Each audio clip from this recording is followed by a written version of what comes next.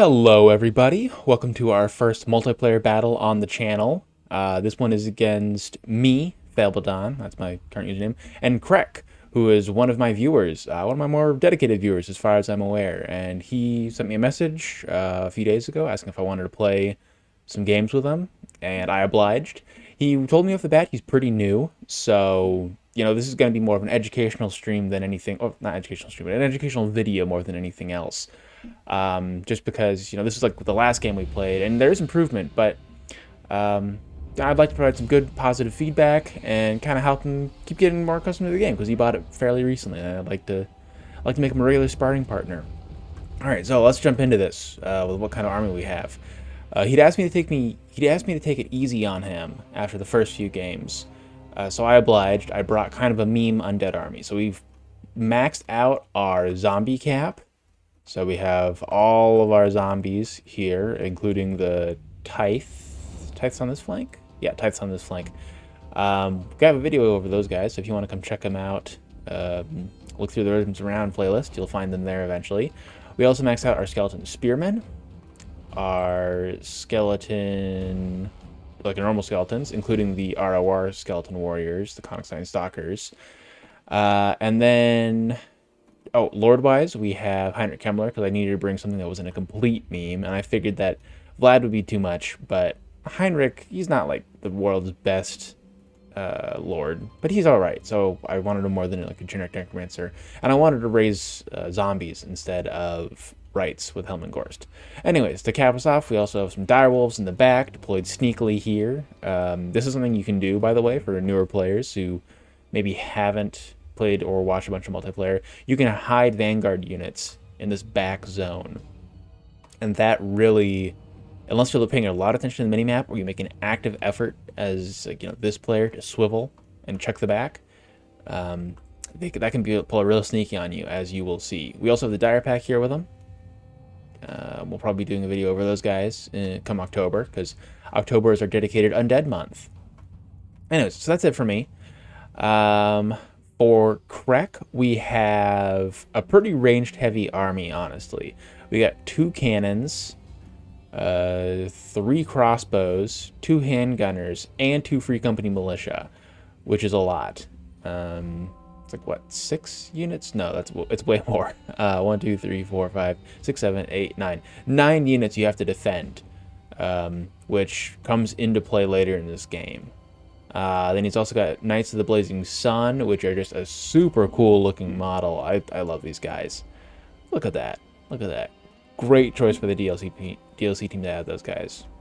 As like kind of his screener cavalry. Then he's got Flagellants, which are an excellent choice against undead. Cannot recommend these guys enough. Like if I brought a Graveguard heavy or a Mortis Engine focused build, these guys wouldn't be doing quite as well. But just in terms of holding the line, especially with such a ranged heavy army like this, Flagellants, great choice. Then we have some spearmen and some halberdiers to hold up the line. And then, oh, of course, the man, the myth, the legend. We have Balthazar Gelt here, commanding the forces of the Empire. He's got everything. His magical items, all of his metal spells, just fully kitted out Balthazar Gelt. So first bit of advice I will give Krek, if he's watching.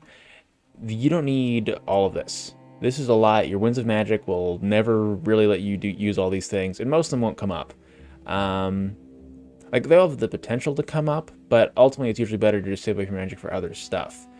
So if I was, like, for instance, with Heinrich, I didn't bring the full lore of vampires. I only brought Invocation of Nehek to heal up my units, Van Hel's Dance Macabre to make sure my units actually had some melee power, and Raise Dead so I could block people, like body block cav charges with zombies. And even then, I don't think I used Van Hel's at all this game, and I only used Raise Dead once. So, like, I was not using my magic effectively. I could have saved some money on that. So I'd say for Gelt, we'll get to it, but there are some spells you could probably cut so you could bring more units to defend this ranged army. All right, but now we're starting to get into the action of things. So I will stop with the army analysis and maybe do some of that at the end of the video. Alright, so you can see that I overextended with Heinrich. I knew he was going to be faster than the zombies. I kind of forgot just how much faster on that horse. So he eats some cannonballs, some Free Company Militia bullets to the face. The Free Company Militia were doing a lot of work this game, at least initially. You know, already got some, not huge value, but decent value on Heinrich, especially considering I didn't really bring him to kill anything. He's just more of a support character.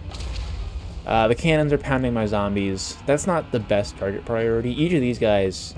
Oh, by the way, just because I didn't have enough money, because I had too much money, every one of these units is rank 9. They're all fully chevroned. So if they have higher than usual stats, that's why. For instance, these zombies now have 8 melee attack. Pretty big, right? Anyways, even with all that, they still don't cost that much. So cannons are not good choices for zombies. If you can help it, target down the Lord. He's pretty good. And in a scenario like this, where it is just like a full garbage trash army, at least targeting the skeletons would give more monetary value. Okay, so doing a good job with... Okay, so that's me. I just made Invocation of Nag action here to try and keep my zombies topped off before they hit the lines. We can see here that Krek brings forward the Knights of the Blazing Sun to get a flank charge on our zombies. And here, I don't know if he was trying to go... Honestly, he was trying to go for a flank charge, but he runs right into my skeleton spears, which is the double downside of... 1, you know, he doesn't get the full charge bonus against these guys, and 2, he's running into spears. So that hurts. I would say, while I definitely like the thought process here of getting a pincher maneuver, of the Knights of the Blazing Sun against the zombies, I would say, first of all, probably you want to advance those halberdiers to make sure it's a proper pinching maneuver instead of just a flank on one side. But also, you probably, especially with an army this ranged heavy, you probably want to keep your cav up here in the flanks. That way they can act as screening units and, for instance, stop any direwolves I send your way, or any of these skeleton warriors I send around the flank. Because that's going to be, especially with an army that's this ranged heavy that can't defend itself, you need to have something back there to defend it. And to be fair, Knights of the Blazing Sun aren't the best choice for that. You'd probably be better off with something like Empire Knights, who have worse stats but are cheaper and have similar armor, which is the real perk. And you can see here that I managed to actually surround his Knights of the Blazing Sun, turn that flank into a reverse flank. And even though it is pretty much just zombies and the occasional skeleton warrior and Krell, these guys go down pretty fast, and they have not paid for themselves. 292 value, 300 value on a unit that costs, like, I think 1,000 gold. And these guys obviously got dumpstered by those skeleton spears. And you can see here, this battle's coming to an end pretty fast. I summoned Krell in, got Balthazar. Balthi G did alright for himself, I think. Yeah, close to 600 value. He doesn't pay for an almost fully upgraded Balthazar like that. But not terrible. Also, bringing him on Pegasus back can be super useful, because then you can fly away from the opponents. So even if you don't want Pegasus, you can still bring him on horseback. But getting some maneuverability on your wizard is always recommended. As you can see, the sneaky ambush paid off. We've got all these units being run down, all those crossbows, all those handgunners. I'm not sure if he has them in skirmish mode or if he's controlling all of them to run away. If he has them in skirmish mode, I'd recommend not doing that. Your ranged units are best put on guard mode, and then just letting them kind of stay put, and then microing them yourself, even if you don't have the best micro. At least that way they're not just running away. Because I found that skirmish mode it's really janky, and sometimes you'll just run away in a position you totally don't want to run, and then you'll just stall out, and it's just not worth it. Man, Cosmos Hester's globe is like weird turquoise. It's weird, they're not ethereal in game or in the lore. Odd choice. Couldn't you just make them like green? Anyways, yeah. There's not too much more to talk about in this game. You can see they're surrounded.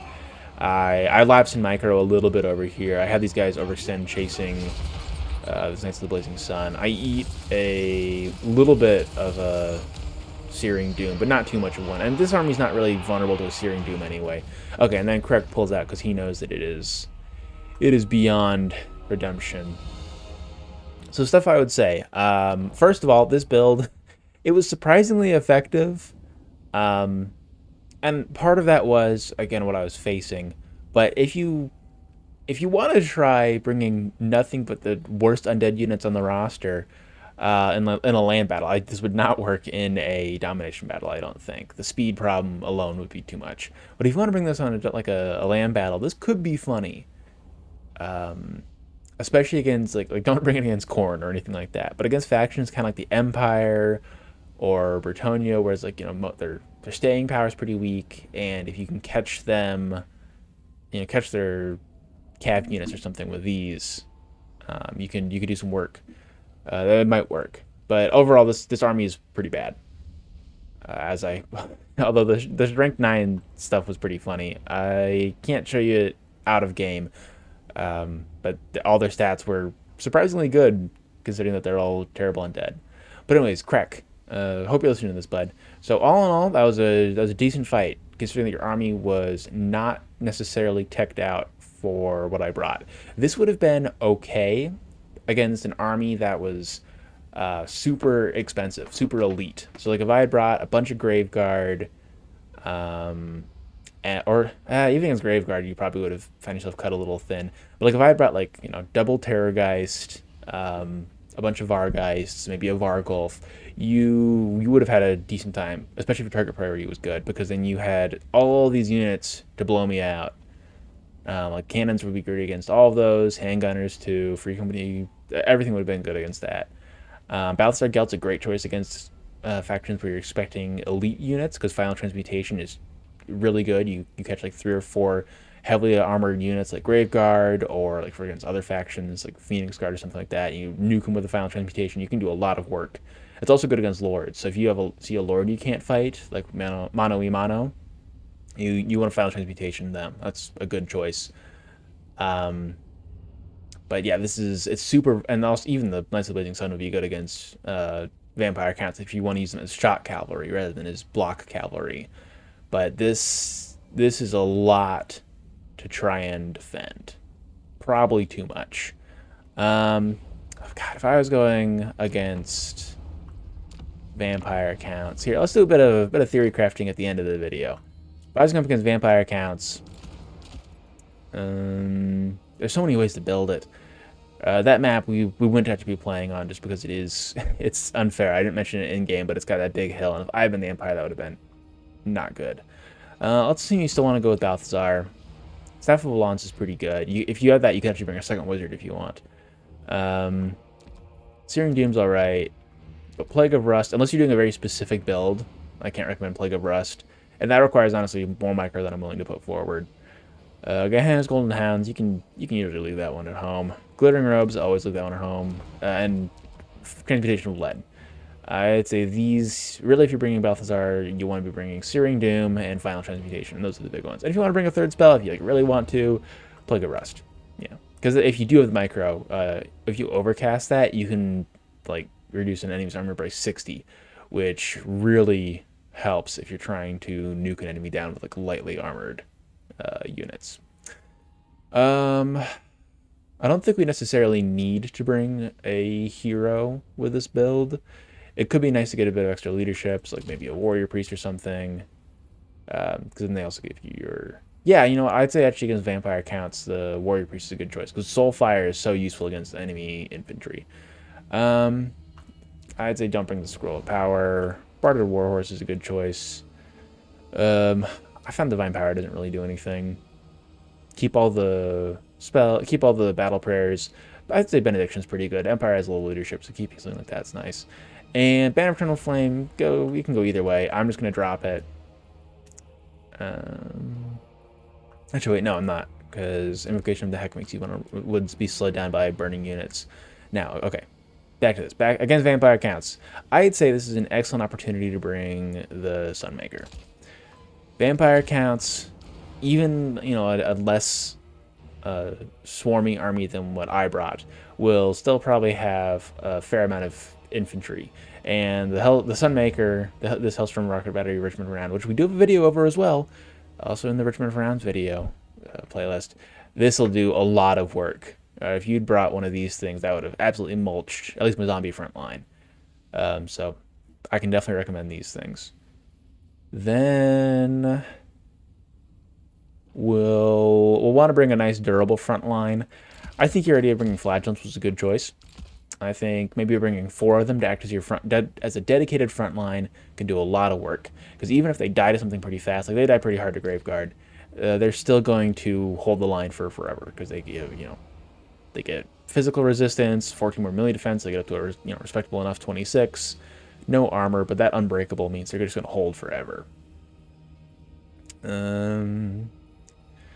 I think handgunners are just universally a pretty good choice. Bring like 3, and then you want to checkerboard them out. Make sure there's a nice spacing, so if I do collapse on you or someone else collapses on you, you're not worried about getting absolutely screwed over by that. And then, okay, so checkerboard, I mean, like they're separated by a certain spacing, pretty much, not all in a straight line. And that means that if a unit of direwolves, for instance, lands on one of them, the other 2 can still fire unimpeded. That's what I mean by checkerboard. Then a few units of Empire Cav, maybe like 3, because then they can act as body blockers to kind of screen out direwolves, that kind of stuff. And then we'll just cap it off. Because you're facing undead vampire counts in this case, you don't really need shields on any of your units. So then I'd say 3 units of spearmen, just to get a bit of extra poke against like Black Knights, Blood Knights. They're still going to lose hard to, especially Blood Knights. But at the very least, they can poke, hold the line longer. And then yeah, this I'd say if you want to like spend yourself down the rest of the way, you could bring them on Quicksilver, get some air support, because then that makes them really fast. You can run away from stuff. Can't get bogged down quite as easily in infantry, which is nice. That would help against Krell, of course. The only risk about bringing Quicksilver with against vampire counts is that if they do bring a vampire air force, you're going to be spending a lot of time microing your lord, which you may not want. But still, not terrible, and you can even get rear charges if they don't go heavy air force. Yeah, then spend the last 15 gold. Any chevrons we can do? Nope. Okay, so just 15 gold over. Nothing really we can do about that. And I'd say this, it's probably not like the perfect build. I'm not a great multiplayer myself, but I'm always willing to give it a shot. I'd say this would be again, in a land battle at least, a pretty good all-comers anti-vampire count army. You have spears to deal with Blood Knights and poke at Crypt Horrors and other stuff. The handgunners will probably do most of your heavy lifting against any large targets they have, but these spears will help. Flagellants will hold the front line, and against like zombies and skeletons, like 4 units of flagellants against the army that I brought would probably kill. It wouldn't kill everything, but it would kill a lot. Like I would lose probably my entire zombie contingent and most of my skeleton warriors as well. Like they do so much before they died. The Empire Knights would be good body blockers. Oh, and yeah. Flagellants also deal with criticals pretty well. The Empire Knights are good body blockers. You can use them to get rear charges to get that leadership collapse. They're not really going to be... These guys don't really kill anything. Like, they kill the direwolves. The direwolves aren't microed well. They can probably chew through zombies, but basically, these guys are your anti-zombie tools. These guys just help. And all in all, just extra bit of DPS on the field, not terrible. And I think they can trade okay against Black Knights. And the Sunmaker is doing your heavy lifting against any infantry that they build. Again, deals with zombies and skeletons, but more importantly, this is like your best anti-Graveguard unit. Because Graveguard can really ruin the Empire's day if you're not prepared for them. So these guys, Sunmaker, handgunners deal with Graveguard, everything else, and handgunners also deal with your large targets. Really, you got to make sure you're defending these guys, which is why so much of this army is just dedicated to making sure that nothing gets at them. Gelt can deal with the Lord with Found Transmutation, also another very good tech piece against those expensive pieces with Found Transmutation or with Searing Doom. And then the Warrior Priest is another anti-chaff piece because that the Soulfire is really good. And then Shield of Faith and Hammer of Sigmar make sure that your Flagellants can survive for longer. But yeah, with that, we have come to the end of this overview.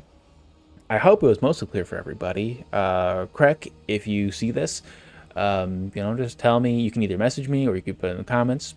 Tell me if you thought this was helpful.